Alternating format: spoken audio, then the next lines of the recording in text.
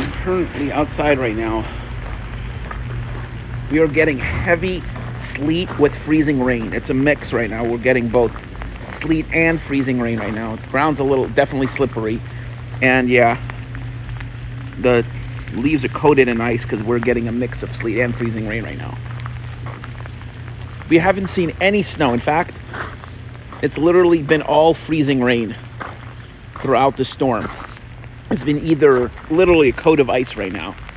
We're getting very heavy sleet right now. You can actually see it bouncing. You can see the sleet. You can hear it too. Yeah, we're getting heavy sleet right now with freezing rain. Even look here. I mean, the precipitation just started 10 minutes ago, 20 minutes ago. Look at the icicles here. It's a mix of sleet and freezing rain. Even though there's water dripping from over there, it's coming down in the form of freezing rain. Even the water here, it's mostly frozen. It's not exactly here, but here, look at this car here. Here, the ice is frozen. I mean, look, the water is all frozen solid. So even there's icicles forming. So yeah, we're getting frozen precip right now here in New York City. And I also want to focus on what's happening in Ukraine. There is a possibility that this can turn into a third world war. Back in January of 2015, just before Viktor Yanukovych was ousted from office, so just before he was ousted from office, there was a major revolution, there was major protesting in Ukraine. So before the civil war started in the Donbass region, before they decided to break off from Ukraine and begin, I had a really bad dream that there's going to be a nuclear war. And in this dream, I didn't know how the war was going to start or why it was going to start. All I knew was that there was going to be a nuclear war. I had a really bad dream of a nuclear war. And in the past, I've had dreams that have come true. Basically, prophetic dreams. And knowing that I've had prophetic dreams before, I got really worried. And just a few days after I had the dream, I heard the news about Ukraine. That Viktor Yanukovych, that people were protesting Viktor Yanukovych, and that Viktor Yanukovych has fled to Russia. And I said, oh boy, there's going to be a civil war in Ukraine, and this is going to lead America and Russia to clash. And what did you know? A few months later, the Donbass region's declaring independence, Russia annexed Crimea, and I'm like, something's going to happen. And, the war in Ukraine dragged on for the last 8 years, basically, the Civil War. And now it's turned into an all-out war between Russia and Ukraine. So the very dream, because I mentioned that it was going to be Ukraine and Russia that was going to trigger possible World War III. And now it looks much likelier than at any time since the Ukrainian crisis back in 2015. This is far worse. Russia is obviously the aggressor, 100%. Yes, you have neo-Nazis in Ukraine. I'm not going to dispute that. Yes, you have the Azov battalion that is committing atrocities, but you have neo-Nazis in Russia. In fact, Russia is far more right-wing than Ukraine. They are very anti-LGBT. In fact, if you're open about your queerness in Russia, you're gonna go to jail. In Russia right now, 1,700 people were arrested for protesting. So yes, socially, Russia is extremely far to the right. No, Russia is no way a leftist country. Socially, they are extreme right. They're not even right wing. They're extreme right. They are what I would call fascist. They're not even proto-fascist. They may not refer themselves, They may not refer to themselves as fascist, but de facto they're fascist. Their leader is an oligarch. Their leader is basically Putin, who, is a dictator. He is invading a country just because he doesn't like that it's drifting away from them. He says he wants to, quote unquote, denazify Ukraine. Well, here's the thing, Mr. Putin. You should denazify your own fucking country and step the fuck down. That's what you should do. Because listen here, Mr. Putin. I am Russian myself. And you're a fucking piece of shit. Well, I'm actually not Russian. My parents are from the Soviet Union. But that's not the freaking point. The point is you need to step the fuck down before your own citizens are going to literally maul you alive. Just like what happened to Gaddafi. What happened, You don't want what happened to the Gaddafi to happen to you? Step the fuck down and resign. Seriously. Listen. Putin started this whole conflict. He caused the whole mess in Donbass. And, the People's Republic of Donbass. It sounds like it's a leftist thing. But guess what? The People's Republic of Donbass is not a leftist country just because it has the name People's Republic. The DPR, the Donbass People's Republic, and the Luhansk People's Republic are not rightfully. They are just separatist territories that decided to break away just to form. Like Russia did this on purpose. Russia destabilized the whole region. Russia did this. I mean, yes, that area is like more ethnically Russian. But there should have been a real referendum, not that fake referendum that Russia forced down their throats, basically. I mean, yes, you did have some separatists who actually did want to break away from Russia, and you did have some citizens who really did want to become part of Russia. So yes, there are some arguments that the DPR and the LPR do deserve to exist. The problem is, the issue now is that why is Russia going into Ukraine? Why is Russia invading the rest of the territories? Why couldn't Russia just, secure those two regions, make sure, that they're safe and don't leave? But no, they're invading the entire freaking country. They're even bombing cities as far west as Lviv, which is right on the border of Poland. They're advancing on Kiev, which is hundreds of miles from the border of Russia. Russia has no fucking business going to Kiev. There was literally a tiny island called Snake Island, or in Ukrainian, Zmini, or Snake Island. And there were 13 soldiers, 13 basically border guards, 13 who were asked to surrender.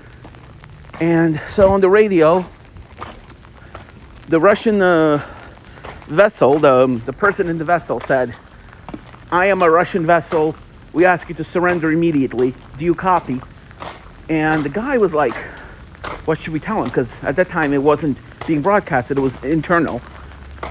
It was like, what should we tell him? And he was like, I'm going to tell him to fuck himself. And the girl next to him said, say it in case, just in case, like in case they were going to get killed. And then the guy turned up the radio. You could actually hear the crank, crank, crank, crank, crank. And he says, he said in Ukrainian and Russian, probably in Russian, is it Ruski kорабль, иди нахуй, or Russian ship, go fuck yourself. And right after that, 13 people got killed, probably all of the soldiers, or majority of the soldiers, or all of them. I don't know if that soldier who said that was killed, or if it was 13 soldiers. Information right now is very sketchy.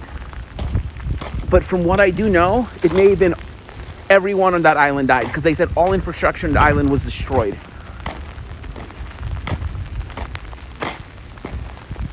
Which means all 13 people on that island were most likely killed. Or, not sure if that was the total population, may have been us. Because then they said Russian soldiers entered that island, and so I'm not sure if it was if everyone, or a small percentage, or like most people, but pretty safe to say that everyone on that island died. Anyway, we're getting a lot of sleet. Yeah, that's why I'm calling it a sleet storm.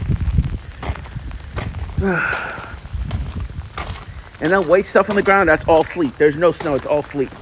Anyway, Russia is committing, Putin is committing a war crime. He's a war criminal, and he's committing crimes against humanity.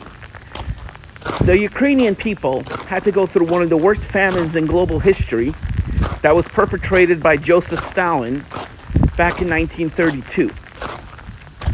It was known as Holodomor. The famine alone wasn't caused by the Soviets. It wasn't caused by... There was a drought. There was a change in weather patterns that caused a really bad drought. But the drought was exacerbated. The famine was exacerbated by some very crazy beliefs that an anti-genetic scientist believed in. He was against genetics, against, Mendel's ideas, and basically believed that the way to strengthen the plants was to subjugate them to harsh conditions, which actually killed most of the crops. And those anti-science beliefs starved the Ukrainian people. Had those beliefs were not implemented, you probably still would have had a famine, but it would. Ukraine was a sovereign nation. It was a sovereign nation. And that nation, had 3 years of full independence, and then in 1920 it became part of Russia, and then the Soviet Union once again. So you had a brief period of Ukrainian independence, and so you had a lot of zealots, and not zealots, but it's the right word. You had a lot of nationalists in Ukraine who wanted. There's a lot of history in Ukraine. And then Khrushchev, he was actually Ukrainian, and he gave Crimea to Ukraine, even though Crimea was originally Russian. However, here's the thing about Ukraine. After 1991, Ukraine again had full independence. Ukraine has been technically independent for the last, up to today, 30 years. Over 30 years. Ukraine became independent the same year I was born, and now it's losing its independence to a dictatorial and authoritarian and fascist country. Yeah, Russia is a demigod. Russia is a threat to everyone. Russia and China both are a threat to democracy everywhere. And no, it has nothing to do because they're communists. No, communism isn't the problem. The ideology isn't the issue. You have far-left countries that are very democratic. For example, you have Norway, Sweden, Denmark. You have countries like Finland. You have countries like Nepal, for example, which actually has a ruling communist party, and at the moment is very democratic. Problem is, you have authoritarianism. You have a very extreme authoritarianism in both Russia and China. The thing is, while you have a ruling communist party in China, socially, it's a conservative country. They're, again, very anti-LGBT. Russia is a very right-wing country, more right-wing than America. It's very orthodox. The Putin's party is a right-wing party. The party, what's his name? Not Zelensky. They're in coalition with Putin's party. Both are very right-wing.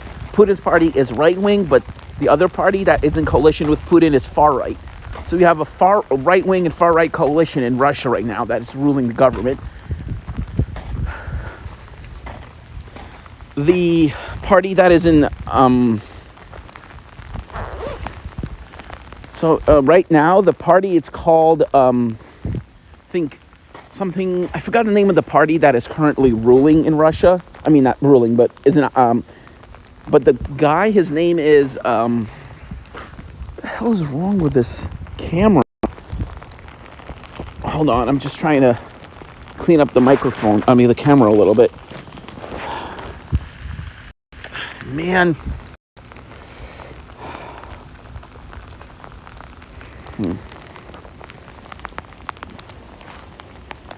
Yep.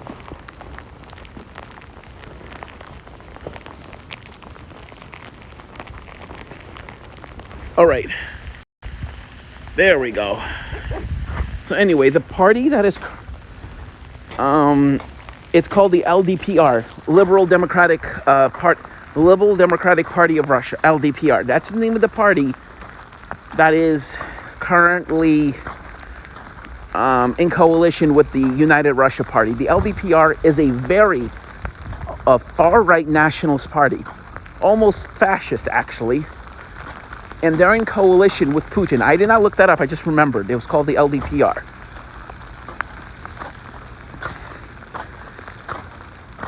The guy in charge, he hates NATO. It's also a very anti-European and a very anti-American party. So if that party takes power, it's even worse than Putin. Like, honestly, that party is even more extreme than America. It's like going from, the Republican Party to like Nazi Germany. They're extreme. Like, however, the one member in the Duma who opposed the occupation of Ukraine was a communist from the Communist Party of the Russian Federation. The thing is, the Communist Party, while almost all members voted for the occupation, most people who are currently protesting the war in Russia are leftists. The young and the left, like the leftists in Russia, are very opposed to the war, actually. And Russia does have a very sizable population, even in the military, that is opposed to this conflict. There was just some people who surrendered in the Russian military who willingly surrendered upon learning that they were being sent there to kill Ukrainians. And that's unfortunately was a minority at the moment, but eventually you will have a lot of Russians who will be completely opposed to what's going on in Ukraine. But at the moment, unfortunately, I think Putin may realize, oh shoot, I'm having people opposing to the, people opposed to the war being sent to fight. And then eventually he will probably send like specially trained people who are like in favor of Putin's ideas.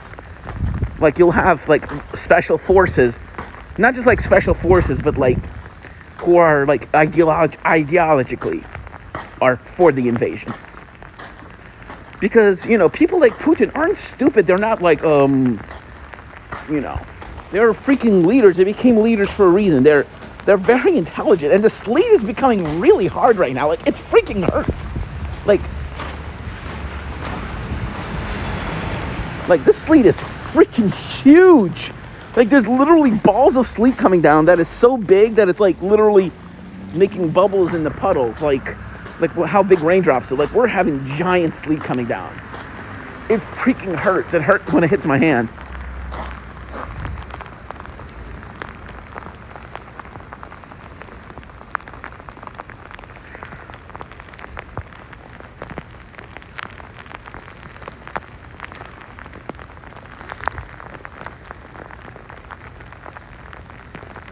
You can probably hear it. It freaking hurts.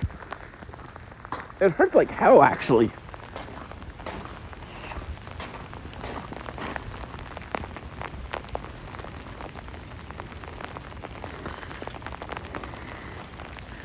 It almost sounds like it's hail. Like, it's not hail, it's sleet. We're literally having very, very heavy sleet right now. It freaking hurts. Like, look at this right now.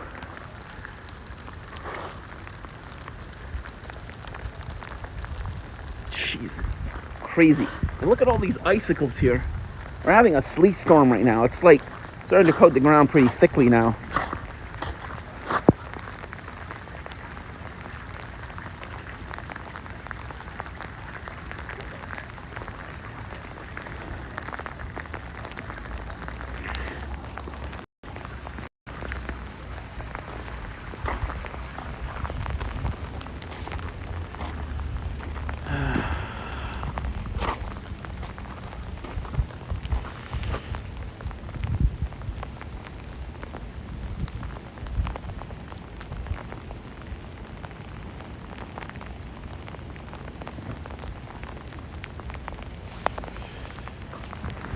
Like, we're currently having a mix of what I would call sleet, like, and a snowflake that didn't totally melt. Because here's the thing, if you look straight, I'm actually seeing some snowflakes coming down. And how do I know those are snowflakes? Because when there's no wind, I'm seeing like some stuff that was floating. Stuff that was actually floating in the distance. So yeah, damn, it hurts.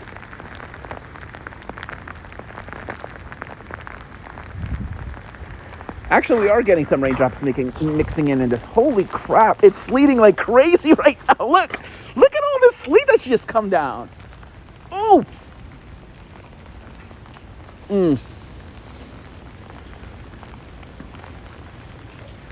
Okay, let me change what I'm talking about because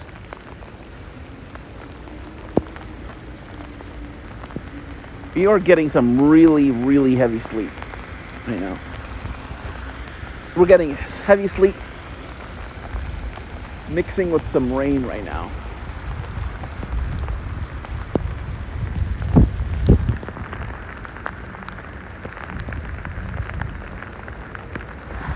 Look at some of these pellets. I mean, those are some big... There's some big sleet pellets.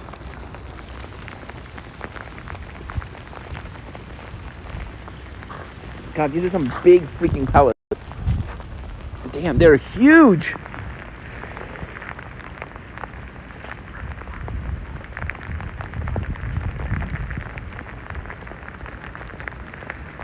If you believe it or not, I'm actually getting freezing rain that's mixing in with this.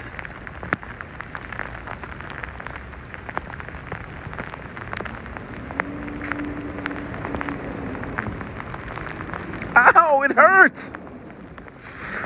Jesus, look at that one.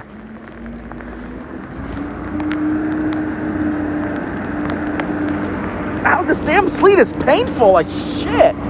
Holy crap, it's painful. Oh, yeah, it's painful. It's freaking painful. Most of the sleet accumulated only like in the last, 30 minutes since I came out. We're having like, I don't know, like a good amount of sleet that's accumulating right now. Look at this.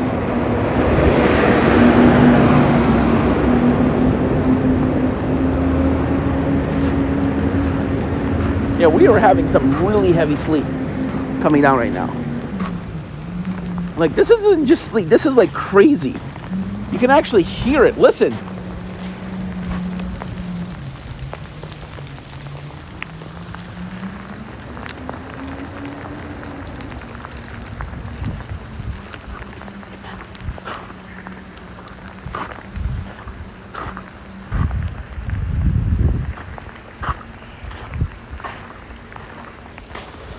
Ow. Look at this one.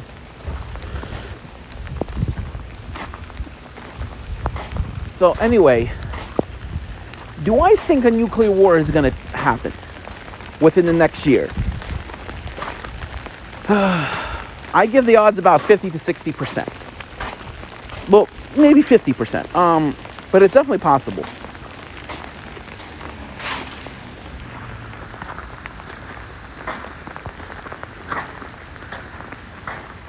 The thing is, I don't think if Trump was elected, this war would have happened. I mean, would not have happened. It would have happened regardless, whether Trump was elected or not. Because people are saying, oh, if Trump was elected, this war wouldn't have happened. Bullshit. We all know this war would have happened regardless. The thing is, the right wing in America wants to blame this war on Biden. Saying, oh, Biden didn't do anything. No.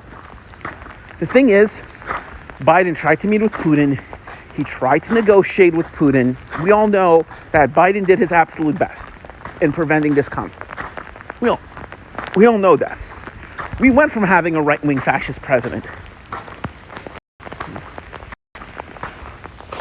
We went from having a right-wing authoritarian president to having a centrist president. So Biden is definitely not a leftist by any stretch of the imagination, but at least he's not far right. He's not an extremist. Well, I mean, he did sponsor the crime bill, which is pretty darn racist in itself, but Jesus, look at this.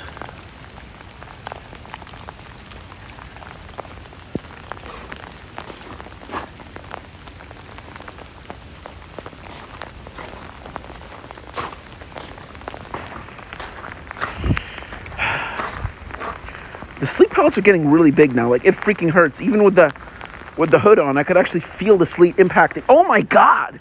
Those are some big pellets. Like, I just saw a sleet pellet that was like almost an inch in diameter. I mean, inch, like, big. Not in diameter, but like long. Holy crap, it freaking hurts.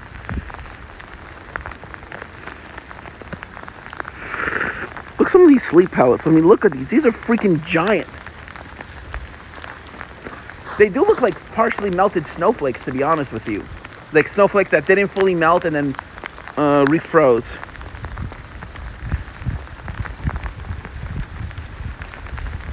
Jesus.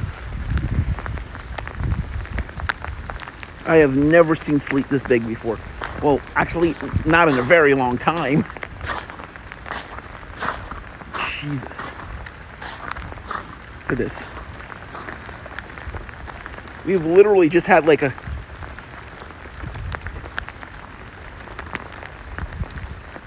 ton of sleet come down. This is almost like hail. Like, this is coming down almost like hail. It's huge sleet. But here's the thing, this isn't hail.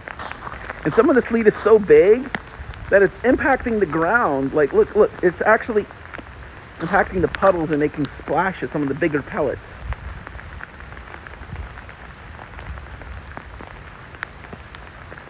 This is unbelievable. I have never seen sleet this big before. Like, I honestly haven't, not in a very long time. It's been years since I've seen sleet this big.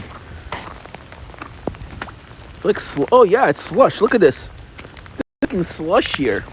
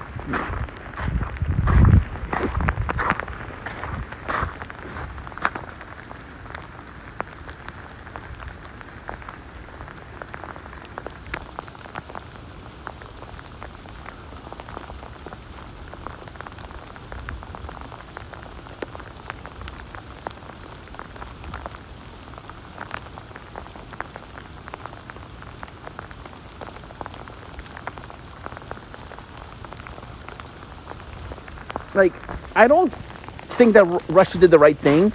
Like, Russia just didn't invade Ukraine for no reason.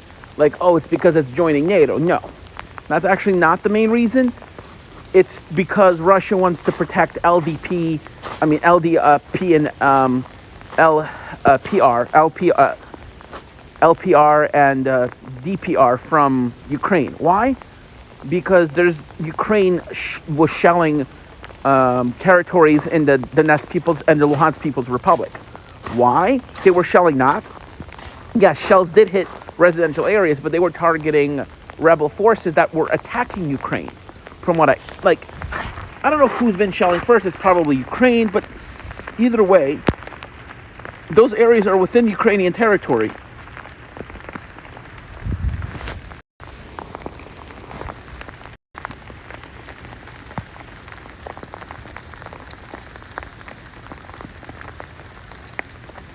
Holy crap, this is getting insane now. Yeah, the sleet's getting even worse now. Oh my God. Like, the sleet is getting worse. It freaking hurts.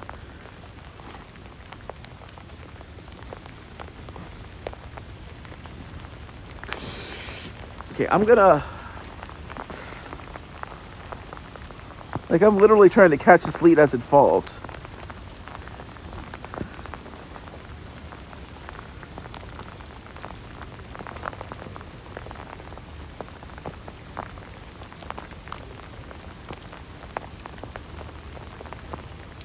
Whoa, big sleet pellet just landed in my hand.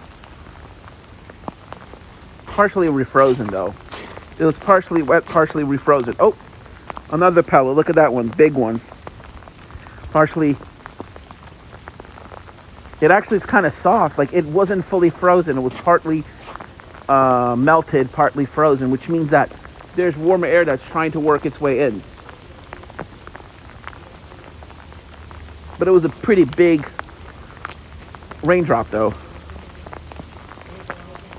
But there's still some fully frozen pellets that are coming down as well. But the bigger ones are partly melted, which means that there is some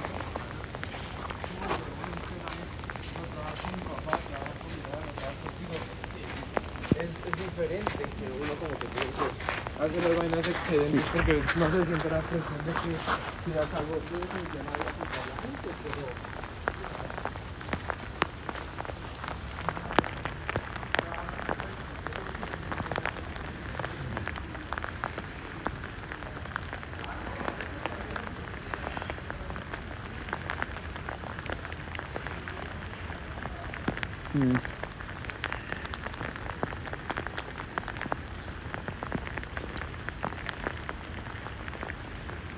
I know yesterday there was some report of thunder sleet. Thunder sleet is very unusual. Like it's not rare. Like it's not like it's not like it's never happened before. It's just very unusual.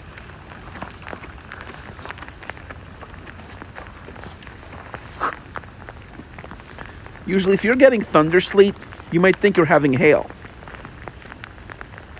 But the thing is, it's not exactly impossible. You could have a warm layer above where you're having convection. You have warm layer above and then cold layer above that. So you'll have convection. Then you have a cold layer below that warm layer from where the convection is happening. So having elevated convection, that convection falls in, that precipitation falls into a very deep cold layer, so that rain refreezes into sleet. And then you have thunder sleet. Yeah, you might have some hail that will be mixed in with that, but more likely you'll just have sleet. Thunder sleet with freezing rain. Oh my god. Anyway.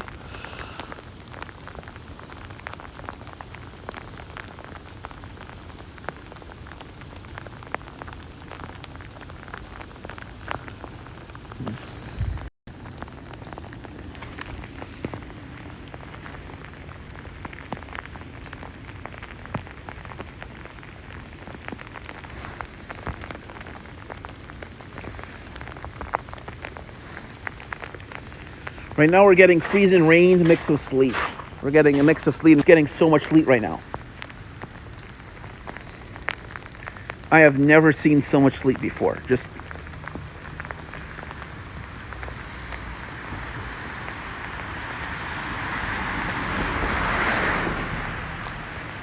so yeah. Oh, there we go.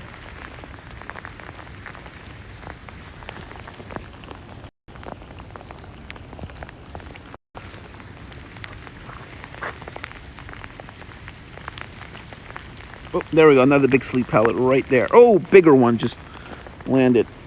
Oops.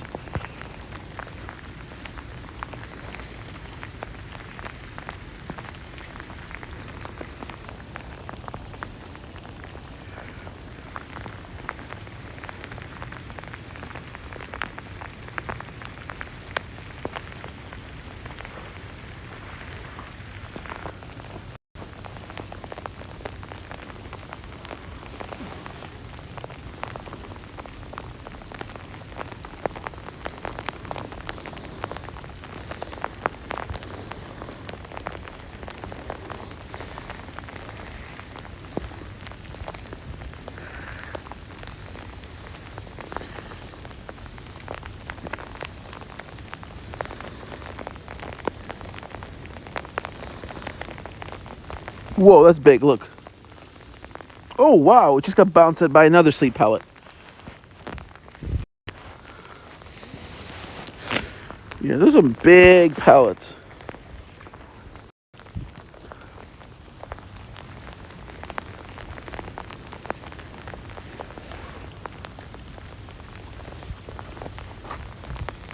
Some of the sleet is partly frozen, some of it is fully frozen. And there's also some raindrops mixed in, but look at that. The road's actually slushy right now because we're having so much sleet.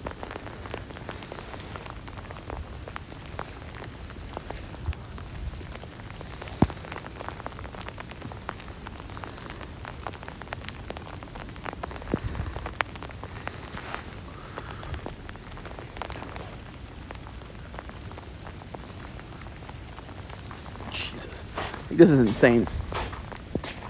So here's the thing.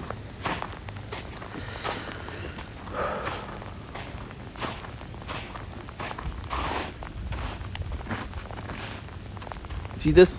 Look at all that sleet that just came down. Like, it's still coming down, actually. But, like, in the last 20, 30 minutes, we're just getting bombarded with sleet. I mean, look at this.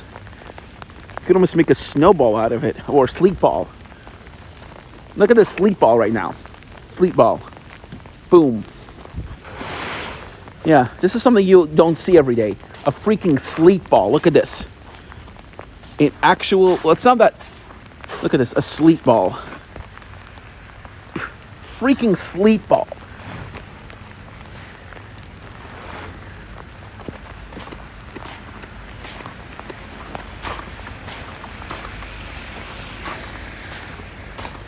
Like, we're actually getting accumulating sleet. Yeah, this is coated in ice because we're also getting freezing rain.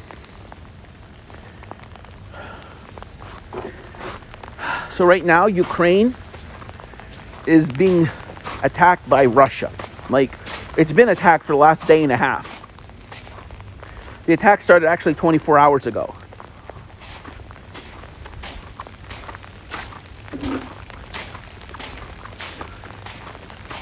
From what I heard, there was this pilot who's been dubbed the ghost of Kiev, who had down 6 Russian aircraft. Like, unbelievable. 6 Russian aircraft. He's an ace pilot. In fact, the Pugashev Korba, which, you know, is known to like evade missiles, is a Russian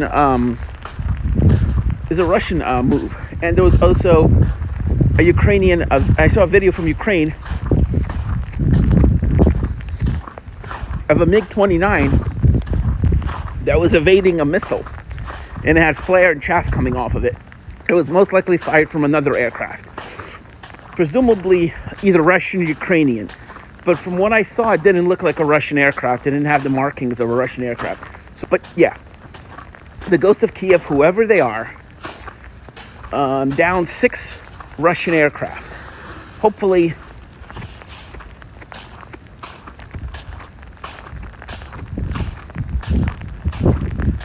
they'll be the pilot to liberate Kiev when the time comes.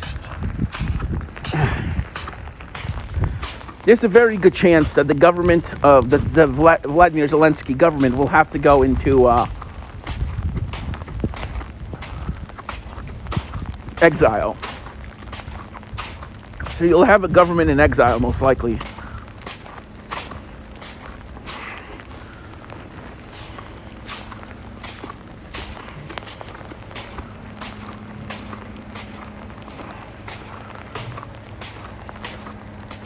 Like, Ukraine may still be called Ukraine, you may still even have the same flag, but here's one thing: the government will not be officially recognized by anyone. Like, I'm not going to recognize it, especially if it's pro-Russian. I mean, democratically elected, that's one thing, you know.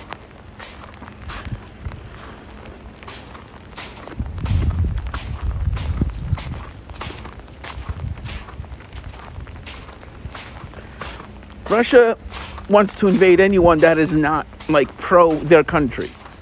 Oh, if you're not for me, you're against me, and I'm going to invade you. Bam. Same thing happened in Georgia.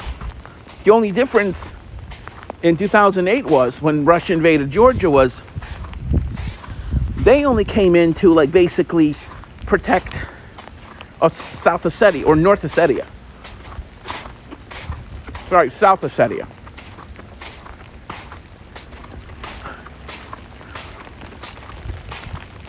But here's the thing about Russia. Now, they're not invading Ukraine to protect the DPR and the LPR. They're invading Ukraine for freaking regime change. They're trying to do, like, what Hitler did. Like, Putin is taking a book right out of Hitler's playlist. Like, he's taking something right out of Hitler's book. Like, page right out of his book. Right out of Hitler's book. Putin is Hitler number 2. Same reason, you know, oh, protecting Russian interests in Ukraine. Oh, protecting German interests in Czechoslovakia.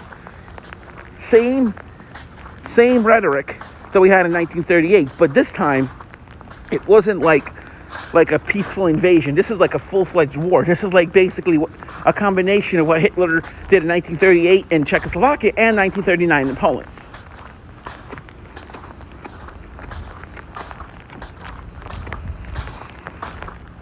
The only reason NATO and America hasn't declared war on Russia yet is because they don't want a nuclear war. However, from what I heard, there's going to be an emergency meeting with NATO, and there is a very good possibility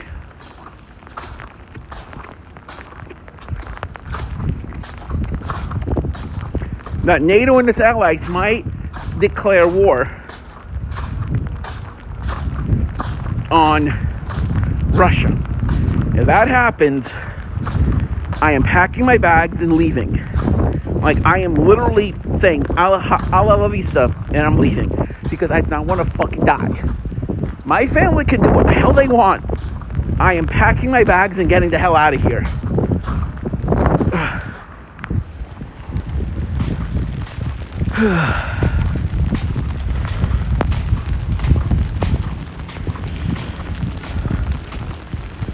I think anyone living in major cities might have to evacuate if NATO declares war on Russia.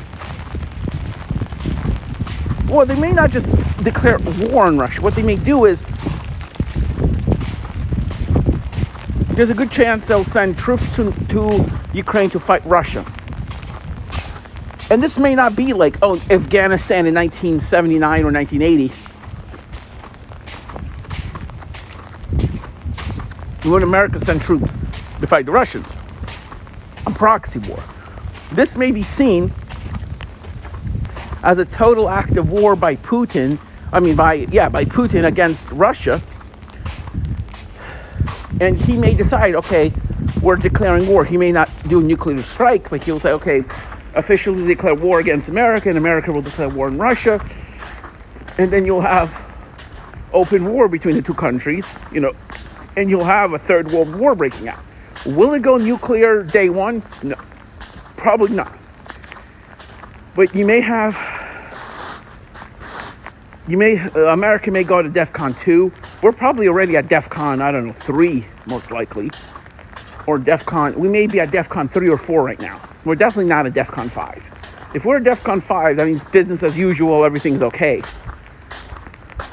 We're probably not at DEFCON 2. We may be at DEFCON 3. Because this is the worst act of aggression since the Second World War against another country, with the exception of Georgia in 2008. This is Russia's worst act of hostility since what it did to Poland in 1939 and to the Baltic states at the end of the war. Yes.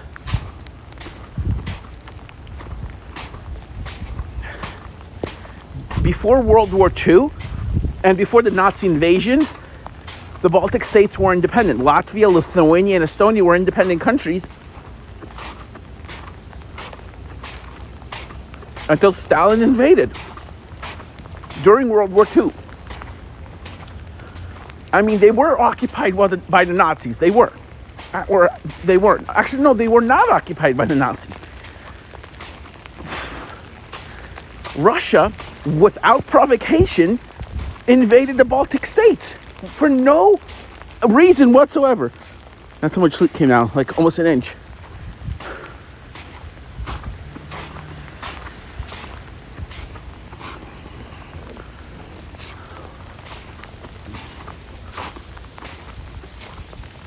Anyway, it's getting really bad right now.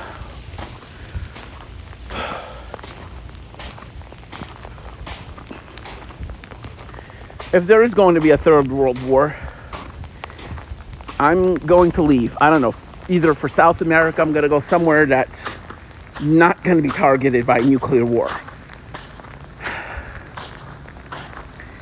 Probably New Zealand is most likely. Probably most likely going to go to New Zealand.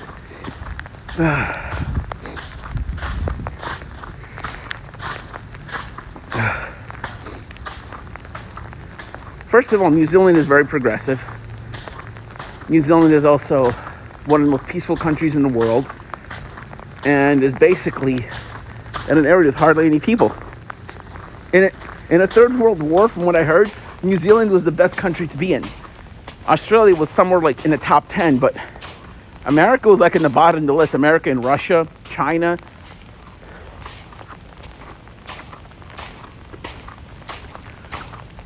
Well, Canada is not a nuclear armed state because it's very close proximity to the United States. In the event of a nuclear war, Canada may not be hit by any missiles, but will get the radiation from America, from all the nuclear strikes should a nuclear war occur. I mean, it's now increasingly likely that a nuclear war, or not a nuclear war, but full-fledged war against Russia is likely, which could lead to a nuclear war. Should World War III break out, should war with Russia break out, there is a good chance that China is going to get involved. My opinion is China will invade Taiwan, which will cause America to get involved in the conflict, which will then cause North Korea to invade South Korea. And yeah, all hell will break loose. So you'll have war on three fronts. You'll have war in Europe. You'll have war in Asia. The two fronts will be, in Europe, like basically Europe, Russia against Europe and Belarus. And then you will have Russia or Japan and South Korea against China. And North Korea against China. You'll have Japan and South Korea against North Korea and China. So you'll probably have China and North Korea invading South Korea, and then China will probably, and against Taiwan, of course. So you'll basically have a third world war if NATO declares war on Russia. Or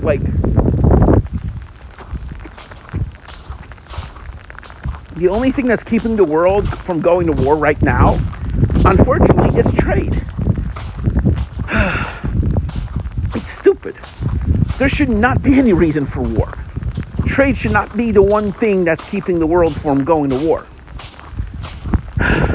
What should be keeping the world from going to war is humanity itself, not capitalism. In fact, capitalism is part of and nationalism is why we're even having war. Nationalism is a curse. Capitalism too. Nationalism and capitalism are symptoms of one another. Yeah, you could have left-wing nationalism, but the thing is, nationalism almost always leads to the right wing.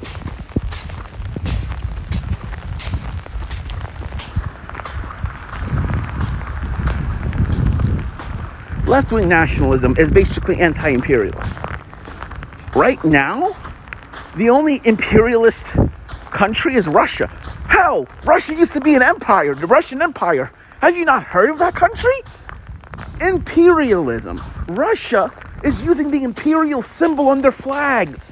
The most imperialist country in the world is Russia. They're bullying their neighbors. They're extremely right-wing, pro-monarchist in most cases. Well, actually, it may be a good thing to bring back the monarchy. Here's why. I'm not in support of like a full-fledged monarchy. No. Like the UK, where they have no power. Because then they'll be tied to the British royal family and become allies of Europe. And then like in Scandinavia, you could have a leftist party or more liberal leftist party that is less capitalist to take power. And it will keep the nationalists at bay.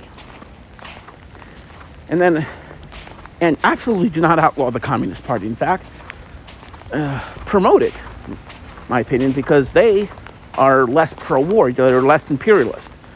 But LDPR and United Russia ban those two parties because they are very, very dangerous for democracy. The Liberal Democratic Party of Russia and United Russia, very, very dangerous. They're extremist, and they need to be banned and taken care of, in my opinion. Anyway, I have to go right now. Thank you for watching. Bye. Going inside, it's so cold.